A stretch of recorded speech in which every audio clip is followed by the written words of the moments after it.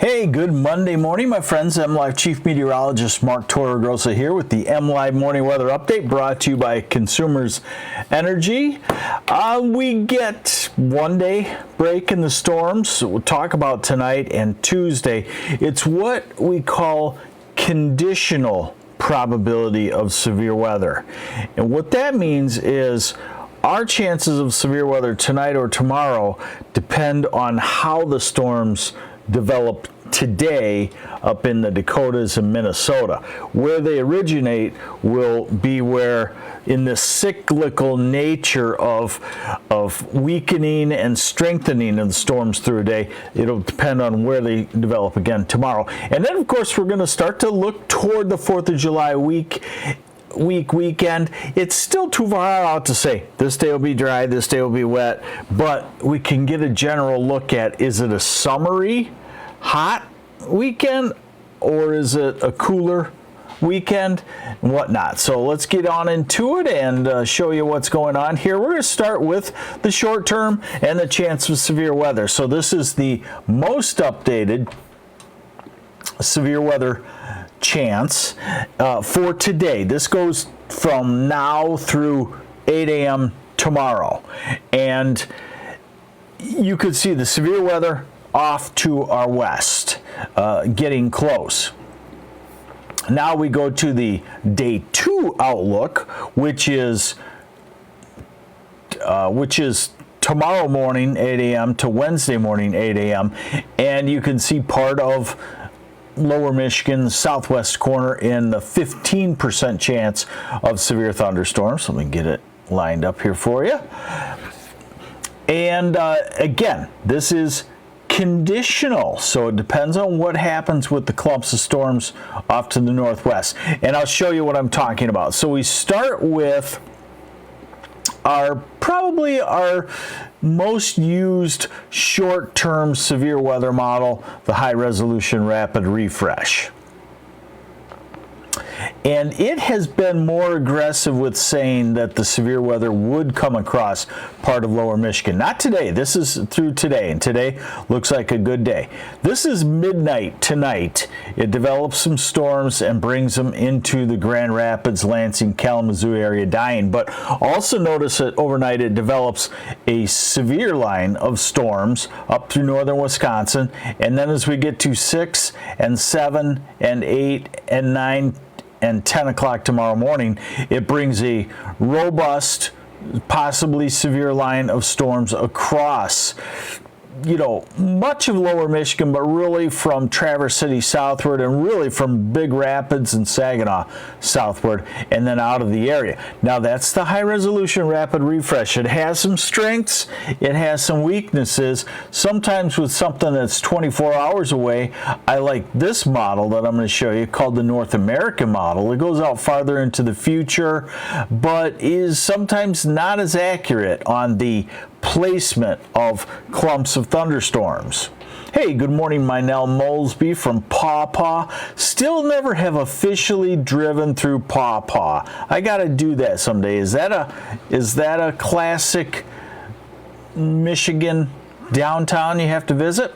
Now this is the NAM. Okay, so notice its different scenario. It brings a severe line of storms through Minnesota and Wisconsin this afternoon and this evening, and then just into the southwest corner, 4 or 5 a.m., weaker in form, and then showers and thunder showers, weaker in form tomorrow morning and off. So both of them in the end have the same kind of timing scenario, late tonight, early tomorrow morning, and then done. Hey, good morning, Rich DeWald. How you doing?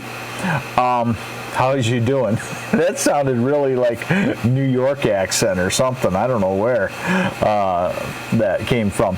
So that's where the conditional probability works in. And then after that, the rest of Tuesday looks dry, and the rest of Wednesday, this is Wednesday early afternoon, and this model really isn't good at 60 hours out with something like that. So then we jump to the next model that starts to give us an indicator of what we can expect as we head toward the 4th of July. So here's our disturbance that we watch tonight and tomorrow. And then here's Wednesday, which looks quite nice. And here's Thursday, which looks fantastic. And Friday, fantastic. Our next storm system slated for Friday night or Saturday morning. And it could be another severe weather maker. We are in our severe weather season, and each one of these will have severe weather ahead of them. It's just a matter of the timing. Are they in the strong phase when they move through Michigan?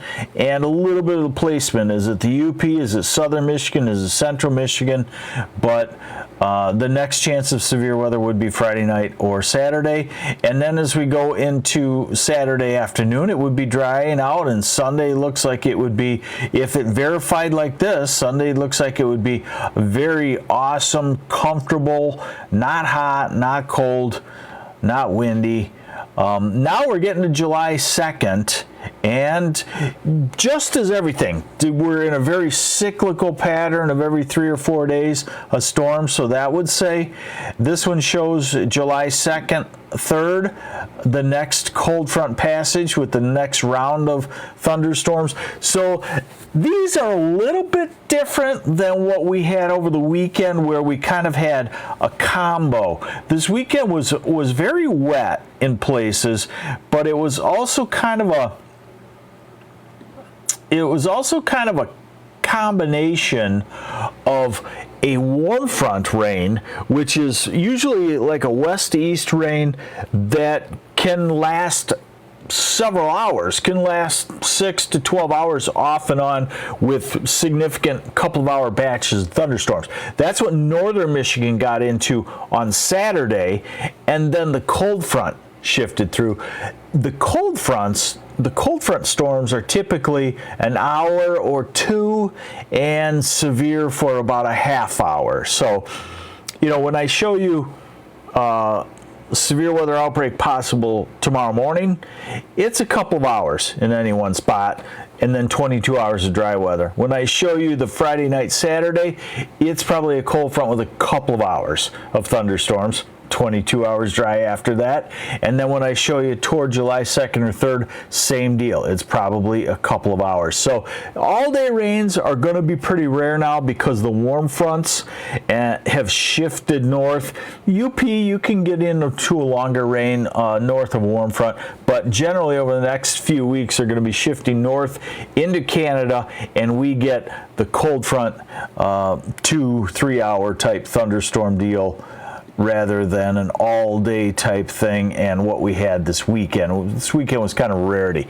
So there we have it with 3 cold fronts. Now let's start to look longer into the future.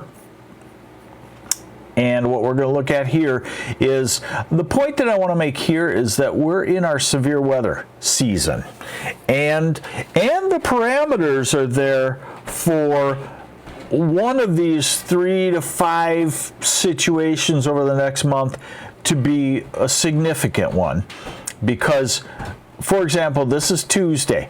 So what I see there is tightly packed black solid lines. That's a strong upper airflow. That's the engine to severe weather. But remember, it's all conditional on timing and where other storms initiate and where they shove the storms, whatnot. And then we go into Thursday and Friday, and you can see that we're in a northwest flow. And then I told you Friday night or Saturday, there's the next disturbance, and each disturbance comes with a core of stronger winds aloft that can produce severe weather. Now we're getting into July 1st and July 2nd, and the atmosphere is expanding a little bit on warmth. We're at July 4th. Right there. What do I see there? I see warmer than normal temperatures. I also still see that fast west to east flow with these embedded disturbances. We go to July 6th, we go to July 7th, we go to July 9th as far as we can go with this. And that's a warm to very warm pattern. That's 80s, maybe some 90s in the southern part of the state, and it's still this thunderstorm line every 3 or 4 days moving through. So today is really pretty nice. It's a compromise of everything. Not hot, not cold. Just really pretty nice. Temperatures in the low 80s in a lot of places, upper 70s, northern Michigan, the UP. Tomorrow may warm up and turn hot in the southeast, while the rest of the state is in the 80s. And then Wednesday, the cold front is through, so the north could be cooler, the south would be very nice summer weather. Thursday looks like the pick day. If you like 75 to 80 degrees, low humidity, sunshine, light winds, Thursday and Friday, pick days. Friday maybe more so if you like 80 degrees and low humidity. And then Saturday, ahead of that cold front, we warm back up and do it all over again with a little bit of a cool down. Now we start to go into July 2nd and July 3rd, and of course it depends on the timing of a cold front, so we can't really say exactly, but what I could say is we probably will not have a cold 4th of July. We may have a more of a warmer 4th of July period. Oh, let's continue to look. Thanks for joining me on the MLive Morning Weather Update, brought to you by Consumers Energy. You're still with me, so I'm going to give it to you all on weather. Let's look at the extendeds. 6 to 10 day through July 3rd kind of shows leaning toward warm in the southeast part of the state, leaning toward cooler than normal in the northwest, and still active thunderstorm track. 8 to 14 day, July 1st to 7th, showing the slightly warmer pattern, but not the signal of a heat wave, so to speak, and still that active storm track pattern. 3 to 4 week, July 6th to 19th, points toward warmer than normal, maybe starting to dry out. And I'm writing this up right now. The new July forecast is a pretty hot one for July as average, especially southeast part of the state, Ann Arbor, Detroit, and then tapering on the heat as you go northwest. And look at the dry bullseye. So the watering may need to increase as we go into the second half of July. All right, we're continuing to go out into the future. This is stuff you only get here, folks, on MLive in the MLive Morning Weather Update. You don't get to see this at all in a television newscast. You don't get to see this at all in a weather app. Okay. Hey, good morning, David Ruff. Thanks for watching. So this is the European in its 46-day forecast, and this is the surface temperature anomaly. So we're at July 6th and 7th, and it says we're going to be at least normal, maybe a couple of degrees warmer than normal. And we go to July 11th, we go to July 13th, and what you should be getting out of this is we're going to lean toward the hot side rather than the cold side as we go through July. This is July 22nd, July 23rd. What is that trying to tell you? It's trying to tell you we average about 5 degrees warmer than normal. So instead of a normal high of 83, that'd be a high of 88 and a couple of degrees either side of that. Hey, good morning, Monica Hadley. Now we're into August 1st and we're into August 4th. And what is that trying to say? The middle part of the country will be hot, 10 degrees warmer than normal. And what I would caution you is that the exact position of this, you look at that and say, oh, okay, the real hot temperatures are going to start in Illinois and be back to the west. Southern Michigan could be just as well in this, but the story is warmer than normal to maybe hotter than normal. And we'll watch the precip. This is the percent of normal. So once we get in here, July 1st, you know, what it says is it's going to be kind of a distinct cutoff zone across southern Michigan or Indiana, Ohio, where it's dry to the south and wet to the north because of these active thunderstorms. And that doesn't mean a lot of days of wet weather like we had this weekend. It means, again, every 3 days we could have a line of thunderstorms with 1 to 2 inches of rain. And we take this out through July, we still see the dry pattern to the south, and we take it out to August, and it says that, you know, we may continue in this every 3 days type storm pattern, and I think that's probably the case, unless the ridge builds up farther north into Michigan and shuts off the precipitation. But there are so many storms out in the Pacific, and it's just been a regular storm maker.